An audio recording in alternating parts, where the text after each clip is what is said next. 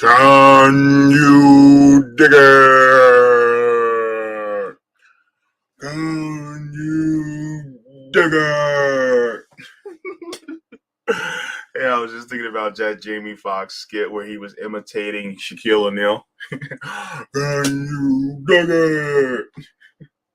Hello, welcome to the JB Font channel. I'm your host, James Fauntleroy. It's so good to see you all today. It is a reading day. Good to see you. Of course, the JB Font channel is available on all major podcast platforms like Anchor, Apple, Spotify, and Google Podcasts, so you can subscribe to me there. Ooh. I'm part of the Revolutionary Blackout Network, so you can catch me on the JB Show on Sundays at 1, and the RBN Live on Tuesdays at 4, and the Savvy and JB Show on Thursdays at 6. Please make sure to give this a thumbs up if you like the fact that I am reading this and putting this information out there, and also giving my commentary, as well as thank you to all the patrons on Patreon, Coffee, as well as the members. Without you guys, I would not be able to do this. Thank you so very much to the new subscribers, as well as anybody else that just may be watching this, just a little bit curious about what I'm about. Now, of course, to all of you, I will be doing the reading further of Dirty Juice by Mr. Michael Parenti.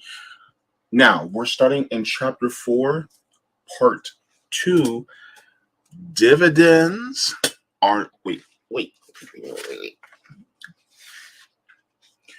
Dividends are not royalties. Interesting, right?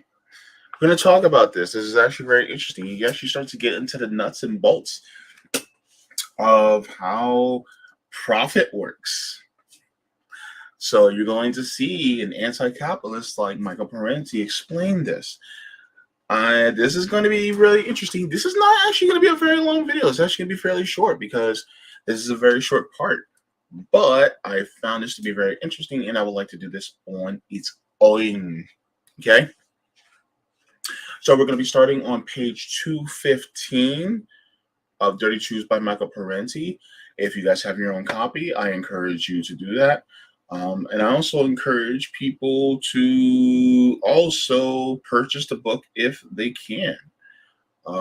Because I would like to see the family of Michael Parenti, as well as him, to still get the royalties for the book. And we're going to talk about that a little bit too in this. Let's go. Dividends are not royalties. It has been frequently noted that IQ examinations, while professing to measure innate intelligence, are riddled with racial, gender, and class biases. Thus, a low-income inner-city youth confronting seemingly innocuous phrase like "behind the sofa" on an IQ test may find it unfathomable. Sorry, I can't talk today. Not realizing that it's simply a middle-class way of saying in the back of the couch. Along with IQ exams, the Scholastic Aptitude Test, SAT, has come under fire. Going through my file, I came across a story, clip years ago from the Washington Post, April 28, 1989, noted that the Center for Women Policy Studies found that the SAT was biased against women.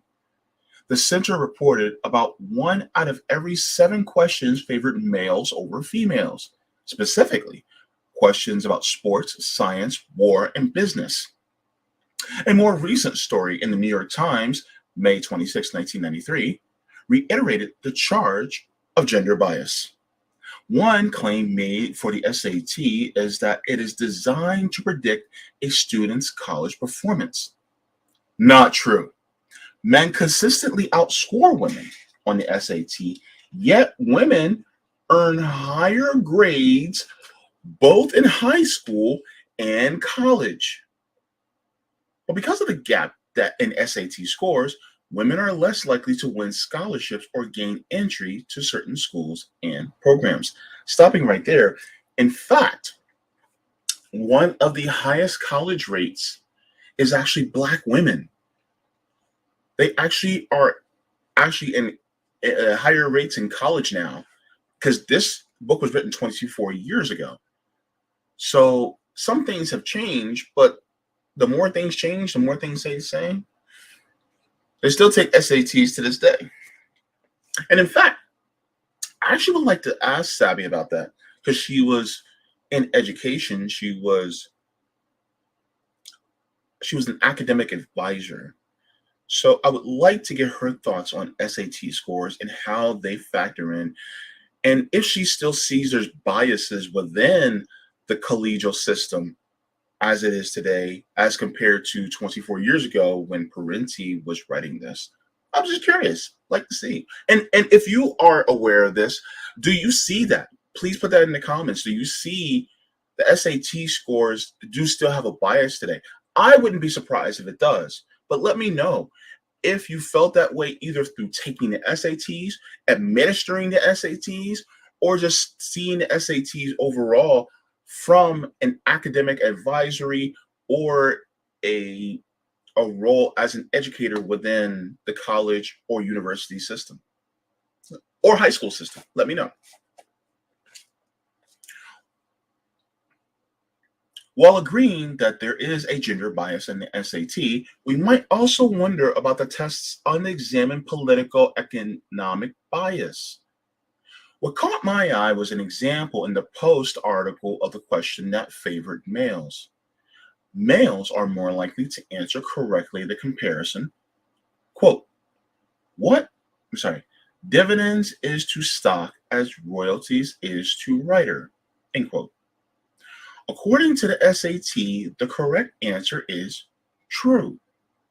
Presumably, both dividends and royalties are seen as income, while stock and writer are the respective income producers. Wait a minute. I thought, was it so correct about the parallel? It is just is it just such thinking that leads to some to accuse me of being capitalist because I earn royalties on my books? But income accrued from stock ownership is something apart from salary or wages or royalties earned from hard work. Royalties are analogous to dividends only when they refer to profits from land, oil, and mineral rights that go to the landowners, something quite different from the royalties that go to writers. Dividends from stocks represent profits from capital investment, money you make without having to work. The author of a book does not make profits on his or her book. She or he earns an income from the labor of writing it, proportionately much less than the sum going to those who are publishing house and those who do none of the writing. Likewise, those who do other necessary labor of editing, proofreading, printing, and marketing the book do not receive profits. They are paid a portion of the money that the book will make, and like the writer, that portion will be less than the value added to the book by their labor.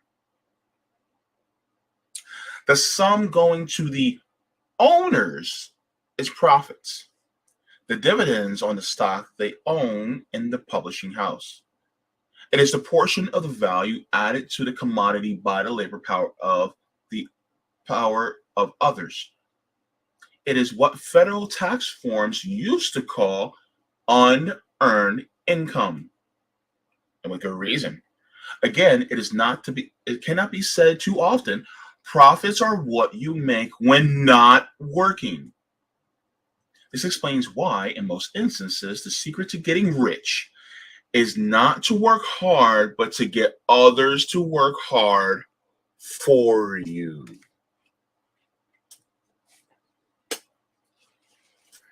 Bars, baby. Bars. While corporations are often called producers, the truth is they produce nothing. They are organizational devices for the expropriation of labor for the accumulation of capital. The real producers are those who apply their brains, their brawn, and talents to the creation of goods and services. Capitalists like to say that they are putting their money to work, but money as such cannot create more wealth. Of itself, not all the money in the world can build a house or harvest a crop. Even in regard to what is called productive capital, machines and other mechanisms and technologies cannot of themselves produce anything. They need human labor to become more productive, and they are themselves the products of previous human labor. I'm gonna read that again. They need human labor to become productive and are themselves the products of previous human labor.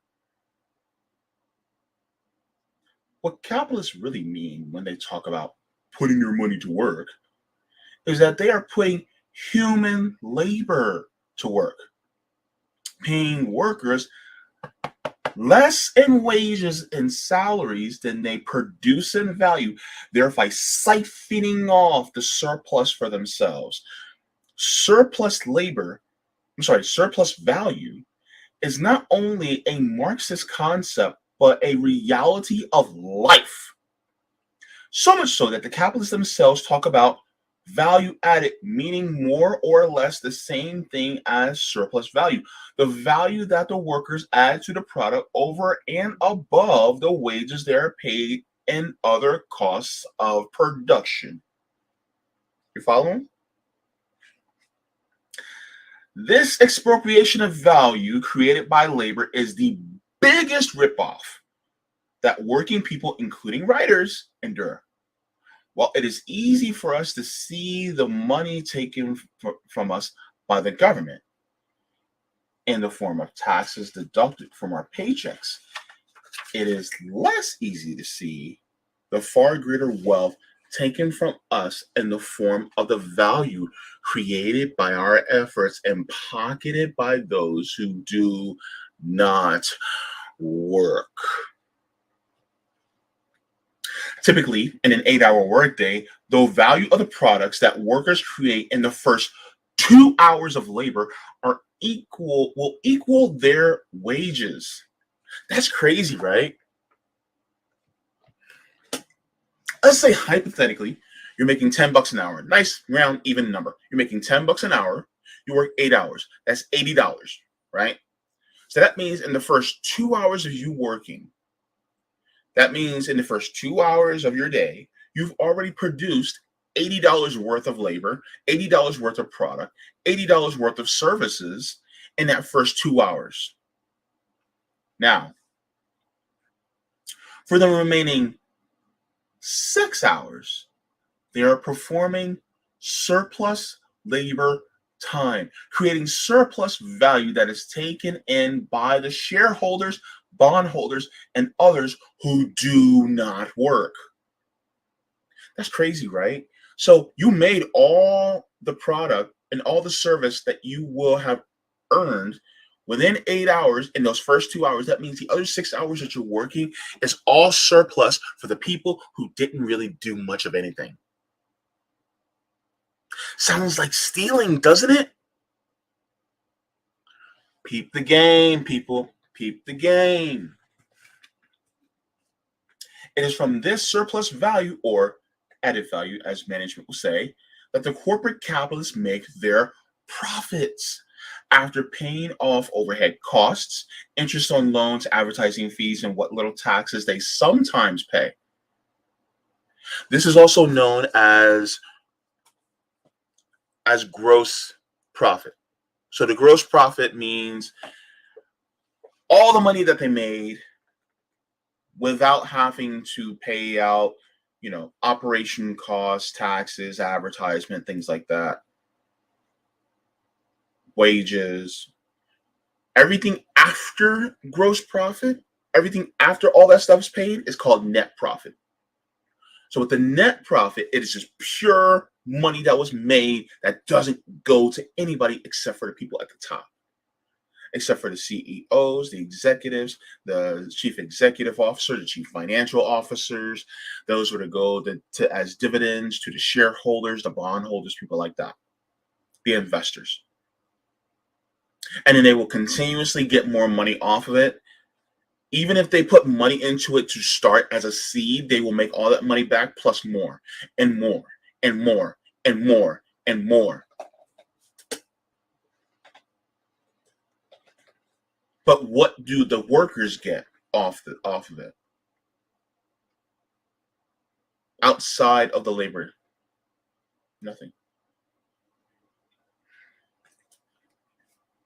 Consider the U.S. Census Bureau's Census of Manufacturers, which reported that in 1987, workers in 20 manufacturing industries produced an average of $95,519 worth of product per worker a year, or $1,837 a week. Yet the wage paid average only $394 a week. So the $64 subsequently taken from the worker's paycheck in taxes was far less than the $443 in surplus value pocketed by the owners. This constant and massive transfer of wealth from those who produce it to those who pocket it explains why the net assets of the 400 richest Americans is $300 billion, while the net assets of the 150 million poorest Americans is zero. This process of expropriation of value explains why the owners of big commercial publishers of books, newspapers, and other publications enjoy such immense wealth, while most of their writers live in the substance level. In 1975, when I published an op-ed piece in the New York Times, I was paid $150. 8 years later, I published another piece in the Times, and despite the intervening inflation, I again was paid only $150. Today, almost 2 decades since I first appeared in that illustrious publication, the fee is still $150. I got the same munificent sum for an op-ed piece I published in the Los Angeles Times. Furthermore, neither of these newspapers nor most other major publications pay permission fees or reprint fees to authors. That means the piece might get picked up by various other newspapers who then pay a fee to the Times, but the author sees not a penny from it. From the major magazines known as the Big Slicks, not only have frozen their fees, but have reduced them over the years. Forget about trying to keep up with inflation. Freelance writers are not even keeping up with the nominal earnings of the 1970s, even without accounting for inflation. To get an idea how poorly paid writers are, consider the following. At a meeting of the Washington, D.C. chapter of the National Writers Union, the chair asked for a show of hands of those who had earned over $5,000 from their writings in the previous year. Of about 30 persons, I was the only one who raised his hand. And that's only because I had a textbook that had enjoyed some college course adoptions. Writers will tell you about their many grievances about publishers who lie about sales figures and withhold royalties, about manuscripts accepted then never published, about book publication dates that are postponed for as much as 3 or 4 years, about books that are published only to have their distribution deliberately and completely aborted, privished, it is called, usually because the publisher decides the book is politically unacceptable. Writers will tell you about payments and kill fees never collected, about articles completely rewritten and distorted by clunky style editors, about having no say regarding framing, tilting, headlining, and rewrite. And they will tell you about major magazines and publishing houses that have grown rich off their labor. So the correct analogy would be dividends is to stocks as profits is to publisher. Leaving the writer out of it, unless you want to say wages is to workers as royalties is to writers. To repeat, authors make money off their own hard work, and usually not all that much. Unlike the publisher, they make nothing from the capital investment on their books because they don't have any capital invested. Like the proofreaders, editors, printers, and sales representatives, writers create value through the direct application of their mental and physical labor. A portion of the value they create goes to them. The rest goes to investors.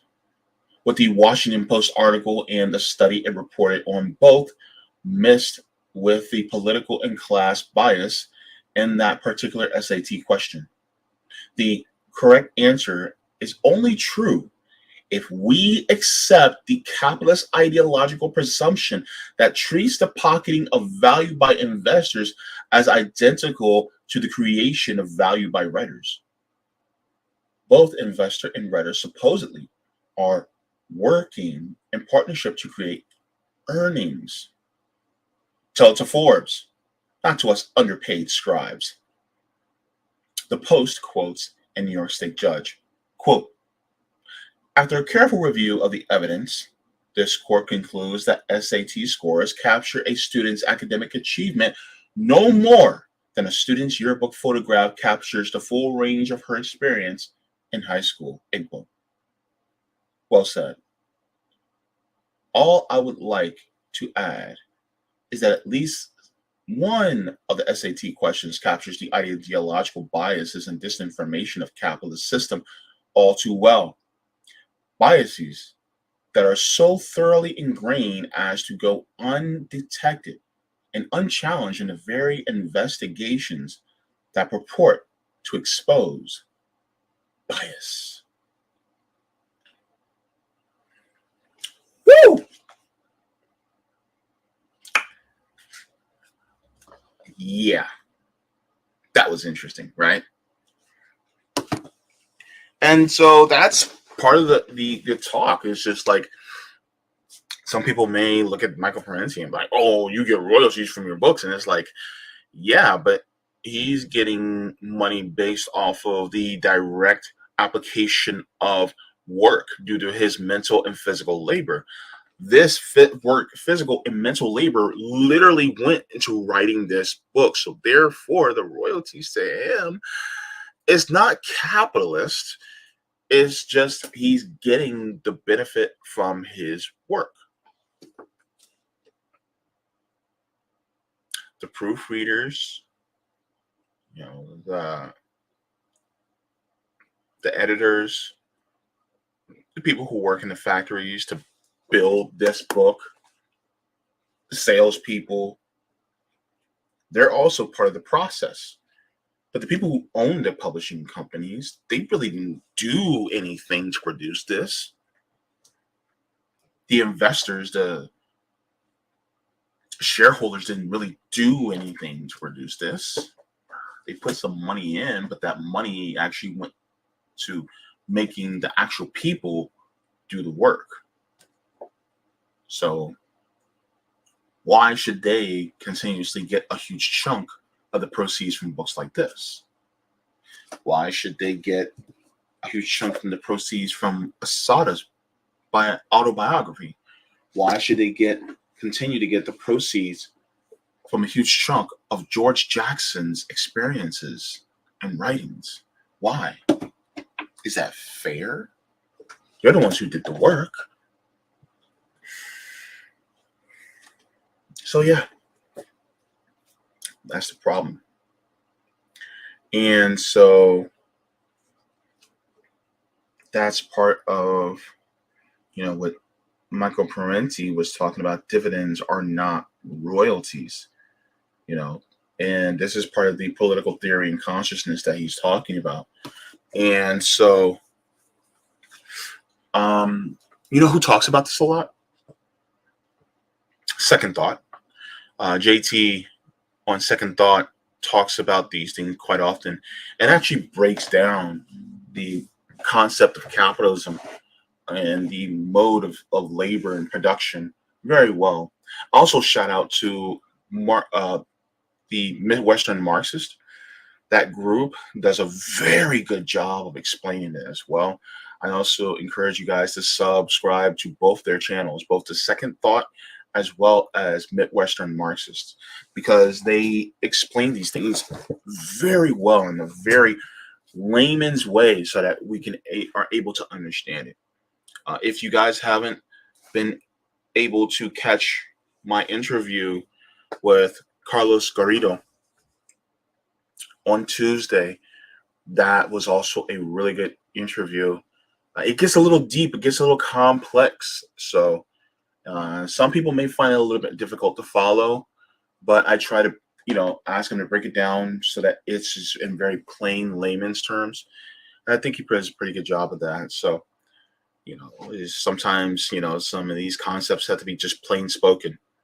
We have to talk about it, explain to me like I'm 5. And I love how a lot of our comrades try to do that so that we are able to absorb this information. But yeah, so that's the gist of it. So those of you who are workers, think about, let's say hypothetically you work, let's say you work at like a Five Below or a Dollar Tree, right? Or you work at a Walmart or a Family Dollar, right? The amount of work you do within the first couple of hours is equal, the amount of work that you would do in 8 hours, you've already earned that much. You already produced that much within your first 2 hours. So the next 6 hours that you're working for the Walton family, or that you're working for Jeff Bezos, or that you're working for Elon Musk, or any of the other people, the people who own Campbell's Soup or Nabisco or Kraft, or people who own any of these other big corporations, AT&T or Verizon or whatever. You could be a salesperson in one of their stores. You already made your earnings within the first 2 hours as far as the profit you produced. The next 6 hours, all that profit that you produced doesn't go to you, it goes to them. And they didn't lift a finger. Sounds like theft. And that's one of the reasons why I'm anti-capitalist, because I don't like theft. I don't like people stealing from me. I don't like people being stolen from. Did you subscribe?